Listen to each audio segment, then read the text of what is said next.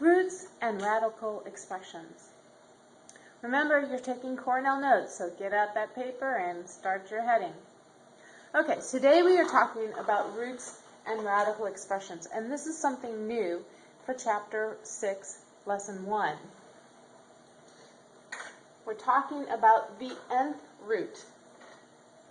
If a to the n equals b, then a is an nth root of b. Now, that sounds like kind of crazy, but let's put some numbers in there and make it a little bit more normal. So if I put it with numbers, I've got, so a to the nth is 2 to the third. 2 is my a, 3 is my n, and that equals 2 times 2 times 2 equals 8. Then what I can say is that 2 is my third root of b, of 8. Let me say that again. 2 is my third root of 8. And I also can say that the third root of 8 equals 2. Okay? Notice this is the same thing. It looks like a square root symbol, a radical sign. It's still called a radical, but with the 3 there, that means I'm taking the third root, or the cube root of my number, not just my square root. So cube root of 8 equals 2. So, however, there's some conditions. So that is my basic premise, but I need to think there's a little bit difference if we've got odd or even numbers, because remember, when we multiply a negative times a negative, it makes a positive. But if I take a negative times a negative times a negative, it's still negative. So it's going to change our cases a little bit. So if my exponent is odd, or my root that I'm taking is odd, for example, I have negative 2 to the third power, there's going to be only one real root. If I have this square root, or the cube root, third root of negative 8, the only thing I'm going to get is negative 2. If my exponent is odd, if my root that I'm taking is odd, then I'm only going to get one root. Okay? However, if it's even, remember, 2 times 2 is 4, and negative 2 times 2, negative 2 times negative 2 is also 4. So then I'm going to have a little bit different thing. So if it's even, I could have negative 3 to the 4th power or 3 to the 4th power, and I'm still going to get the same answer. In this case, 81. There are 2 real roots if my n is even. But we are usually going to talk about the positive real root. That's called the principal real root. And that is b to the nth root right here, if that is even. Or the negative real root, which is this. Now understand, if b is a negative number, in this case, and I have an even root, then it's going to be imaginary. It will not be a real root, because I can't multiply something times an even time. I can't multiply a number an even number of times and get a negative result. Here I can, if I multiply a negative number an odd number of times, it's going to be negative. So that would be a negative root, or an odd root. So let's look at some numbers and see if we can apply this a little bit with our numbers. Okay, I have just the little thing here so that we can kind of go back and forth. All right, first one, I'm looking at the third root of 1 over 27. Third root of 1 over 27. Well, 3 is, of course, 3 is an odd number, so I'm on this side. I have to think of, okay, what times itself 3 times is 1? Well, 1 times 1 times 1 is still 1. So this is going to be 1. What times itself 3 times is 27? Well, let's see, 1 times 1 is 1. 2 times 2 times 2 is 8. 3 times 3 times 3 is 27. So that must be 1/3. And it's the only thing that can be. That's the only root of this. How about this? Negative 1,000. The third root of negative 1,000. Well, what times itself is going to be 3 times is going to be negative 1,000. Once again, this is negative, so I know my answer is going to have to be negative. And it's going to only be one root. So 10 times 10 times 10. 10 times 10 is 100. 100 times 10 is 1,000. So that is going to be my cube root, and it's going to be negative 10. Okay. Here we go. The fourth root of 1. Fourth root of 1. Well, that's just 1. But it could also be negative 1. The principal root would be 1. This is my principal root.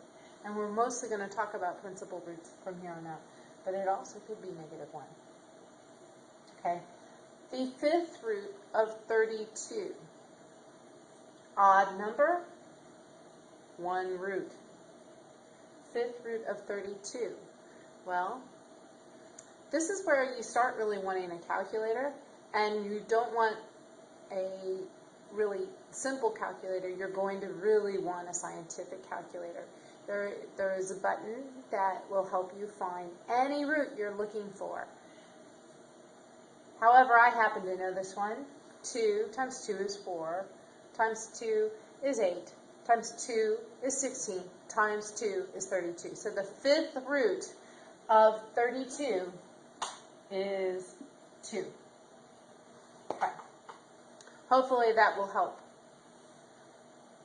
I have a few other things, though. This leads us to our main property that we're going to use.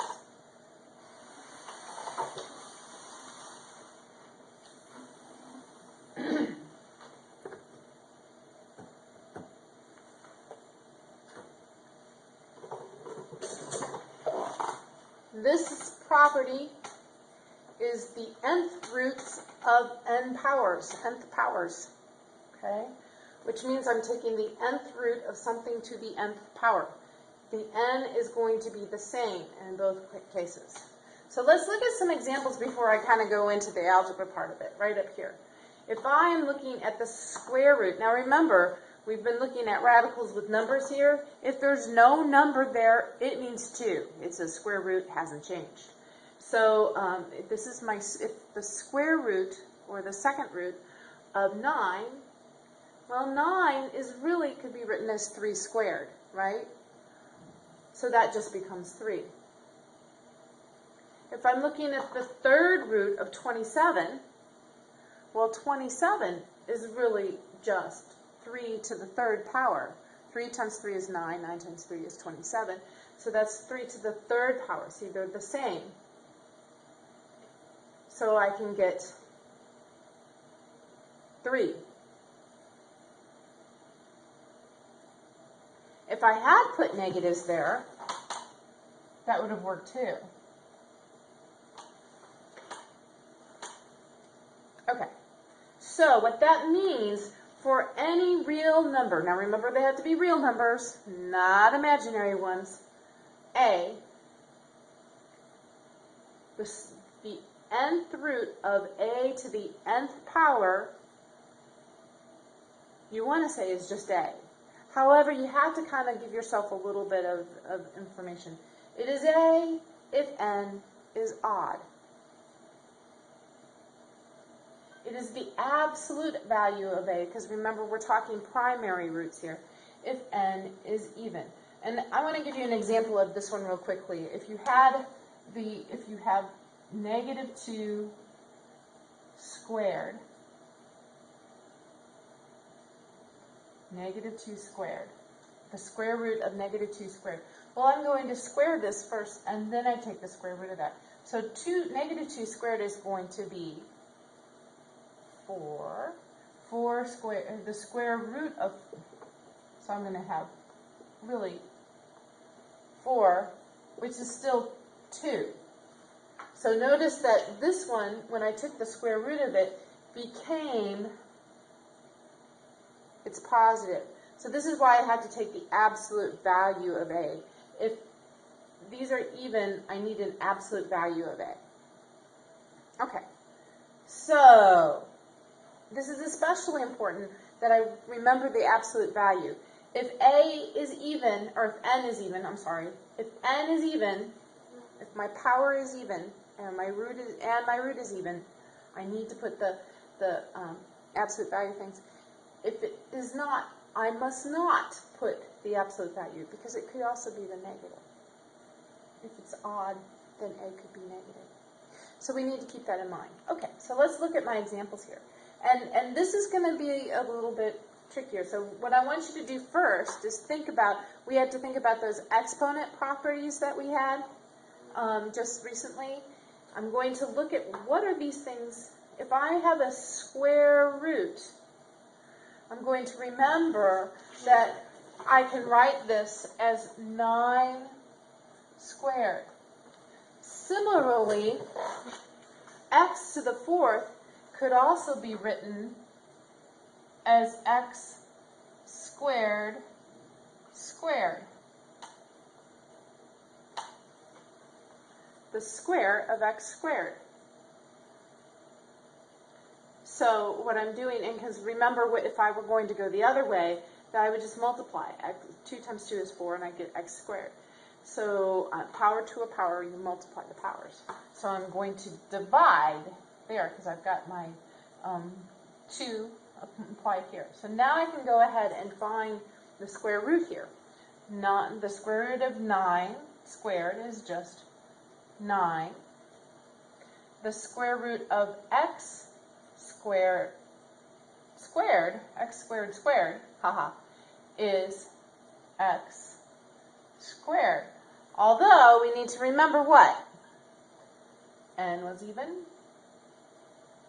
So I've got to have the absolute value. Now, the absolute value of 9 is 9. Okay, next one. The third root, or cube root, of a to the 12th times b to the 15th. We need to break these down so I get something the cube root. The best way to do it is say, okay, well, 12 divided by 3 is 4. So I would have a to the 4th cubed. 15 divided by 3 is 5. So I have b to the 5th cubed.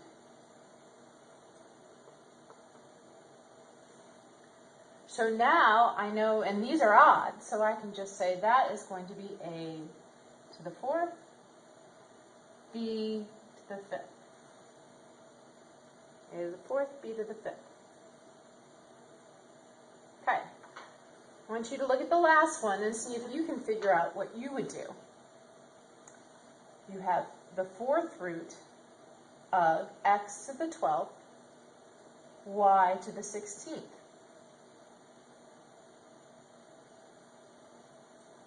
Would you break that down to x to the 3rd to the 4th? And y to the 4th to the 4th? I thought you knew that. So then, and remember, even. So what do? X to the 3rd, y to the 4th.